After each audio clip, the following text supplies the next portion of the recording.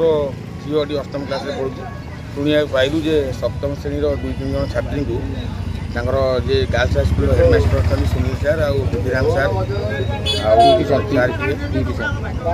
misbehave कर बैकफट कर mentally हार्समेंट कर तुम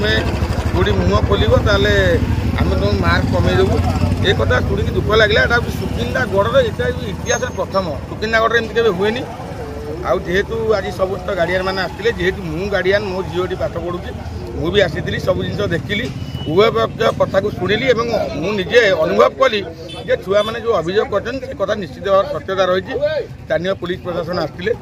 पुलिस उपर भरसा रही स्थानीय विधायकों मंत्री भरसा रही स्कूल कमिटी भरसा रही आगामी दिन में कार्यानुष्ठान हम जेहेतु खंडराई गर्ल्स स्कूल गर्ल्स मान स्कूल ये जेन्ट्स मैंने आगामी दिन में अपॉइंटमेंट पाइबेनी जो मैंने जेन्ट्स स्टाफ अच्छा